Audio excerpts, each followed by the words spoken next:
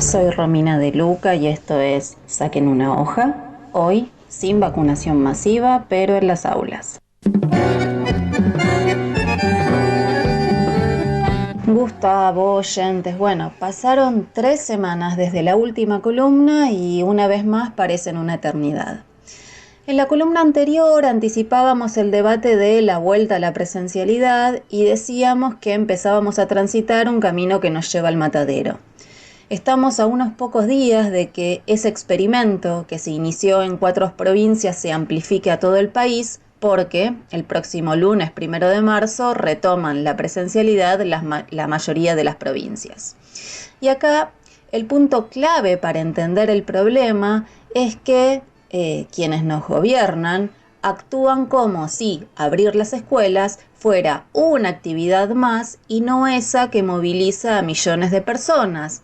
Y para peor, nos envían completamente desarmados, sin vacunas, pero a las aulas. Como ya dijimos, todo el personal político de distinto signo y color está aunado en esta misma estrategia.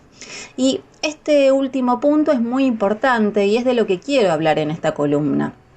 Estamos ante un enorme problema político que muestra la inutilidad del gobierno, inutilidad que es práctica y es social. Tenemos un instrumento que puede mitigar la pandemia, es decir, las vacunas, y el gobierno no puede garantizar algo tan elemental como comprarlas, distribuirlas e inocular a la población, es decir, garantizar el pinchazo de toda la población que habita en Argentina. Acá hay un dato para destacar que habla por sí solo. Según los datos del Ministerio de Salud, hasta el 17 de febrero, el gobierno había vacunado con 2 dosis a apenas 241.662 personas, sobre un universo total de personas vacunadas de 391.975, es decir, menos del 1% de la población total.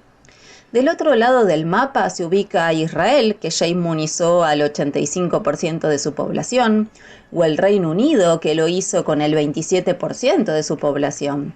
Estados Unidos, que ya lleva vacunando al 19% de su población. Y si quieren que no nos vayamos tan lejos, bueno, miremos del otro lado de la cordillera, Chile ya vacunó al 15% de su población. De hecho, es un ejemplo próximo que nos muestra que en apenas 2 semanas se puede vacunar a más de 2 millones de personas y que inclusive se pueden fijar prioridades como lo está haciendo el país trasandino, que planea vacunar a su casi 500.000 de docentes antes del inicio del ciclo escolar. En Estados Unidos, los sindicatos docentes se niegan a retomar actividades presenciales si no media su vacunación antes. Y España, ya en diciembre, estableció una prioridad similar para su casi 1.000.000 de docentes, fijándolo como el segundo grupo prioritario en el plan de vacunación. Y lo hizo fundamentando que, dado su alto riesgo de exposición y de transmisión, debían ser vacunados para garantizar el derecho a la educación de niñas y niños. La columna pasada, de hecho, nos dimos una vuelta alrededor del mundo y mostramos cómo el cierre de escuelas era un fenómeno mundial y que además existía evidencia del rol de las escuelas como lugares de propagación. Lo cierto es que ya ni siquiera hay que leer los diarios internacionales, hay que mirar lo que está pasando acá en Argentina. Desde el 8 de febrero, en la ciudad de Buenos Aires, o inclusive lo que está pasando en otras provincias que retomaron la presencialidad. En la ciudad, desde el 8 de febrero y hasta el 20, se habían registrado más de 108 casos positivos en docentes. A su vez, se daban cuenta de 38 casos en 32 escuelas que habían abierto, y hoy la cifra de docentes contagiados en actividades escolares asciende a 70 repartidos en 50 escuelas.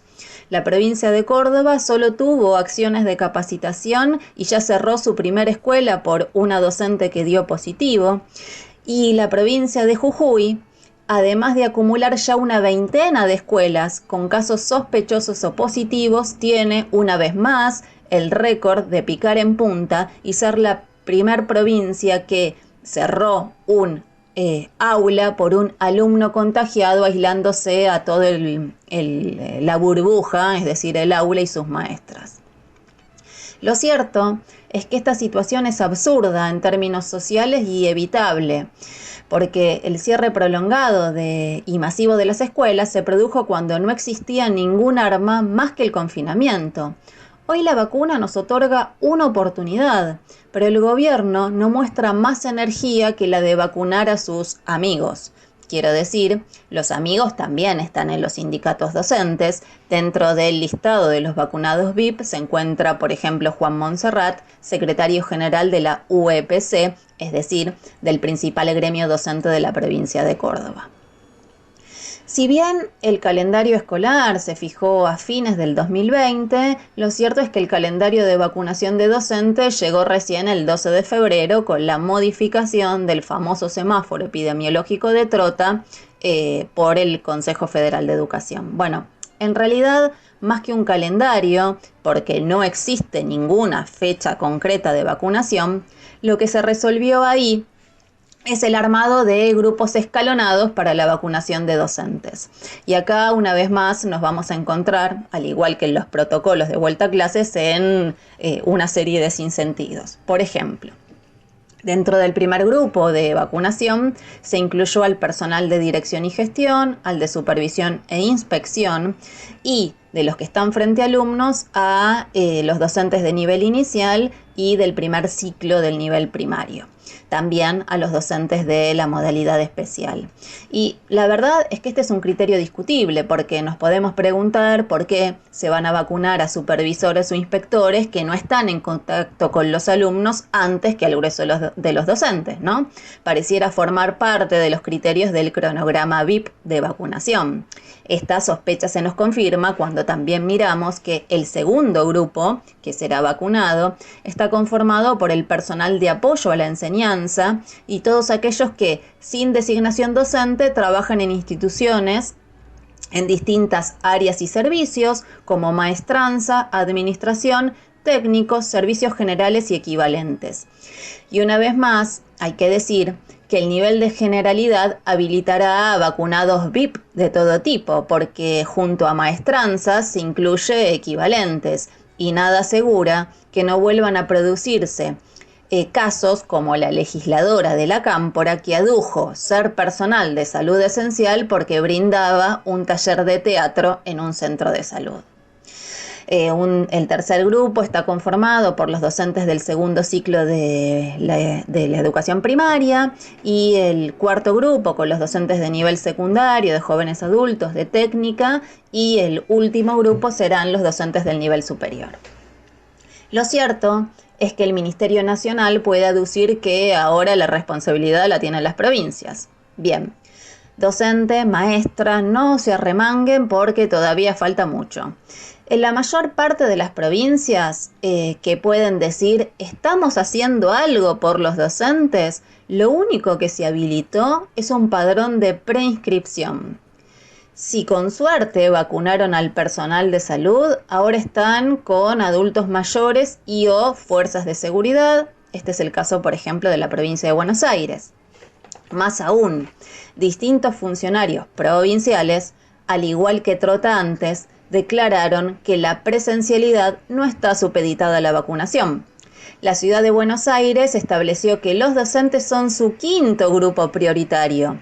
Para el ministro de Salud porteño, Fernán Quirós, la vacunación de docentes no es un criterio indispensable y justificó: todos estamos en lo cotidiano con ciertos cuidados haciendo las actividades que tenemos que hacer. Bueno, un ejemplo más de que no conoce las características del sistema educativo que administra a su par Soledad Acuña. Pero cambiemos. Bueno, crucemos del otro lado de la General Paz. En la provincia de Buenos Aires, a la fecha, se vacunaron 357.486, en realidad dosis, ¿sí? Y de esas, 252.215 son primeras dosis. Docentes y auxiliares están en la lista luego de esenciales, salud y fuerzas de seguridad, y recién se inició la vacunación del personal de seguridad. Algunos docentes o auxiliares con enfermedades de riesgo fueron vacunados, tal como señaló Kreplak, y dijo que la vacunación de docentes corre por una cuerda separada.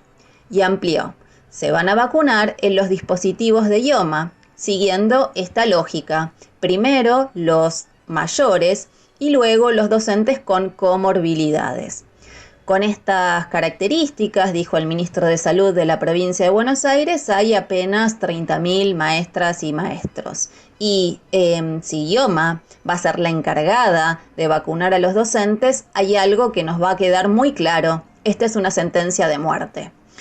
En Mendoza, Ana María Nadal, la ministra de Salud, expresó que con relación al personal docente hemos coordinado un listado con los docentes que van a vacunarse, porque la presencialidad, dijo, no está sujeta a la vacuna, sino al cumplimiento de los protocolos en forma conjunta.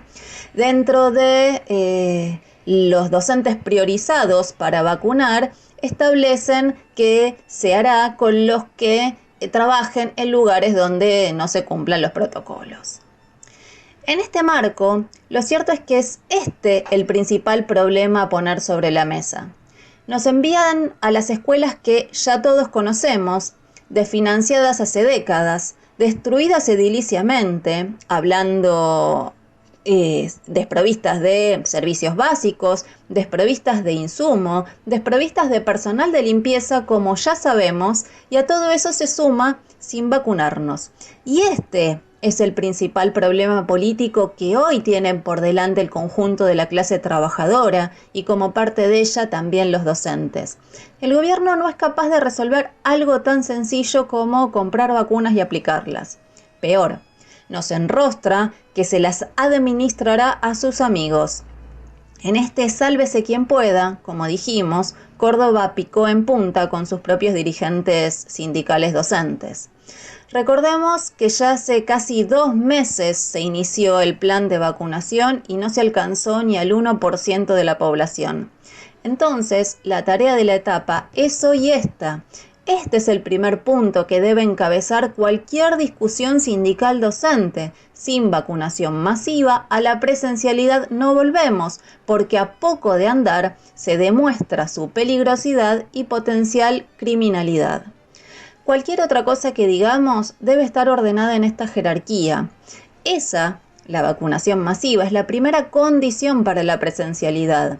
El sindicato docente y los sindicatos docentes clasistas en particular deben ponerse a la cabeza de esta batalla, que es la de la defensa de la vida y de la educación, porque si vamos a educar, primero necesitamos estar todos vivos. Por eso, un análisis socialista de los problemas de la educación tiene que poner de relieve que sin vacunación masiva la presencialidad es criminal. Hay que organizar a los trabajadores detrás de esta lucha, porque se empieza a gestar mucha bronca y rebelión por debajo y es nuestra tarea darle un canal correcto organizando la huelga, el paro y la organización clasista de la docencia. La defensa de la vacuna es hoy la defensa de la clase obrera misma. Amigos, sigan escuchando. La radio ha vivido equivocada, que lo demás es silencio.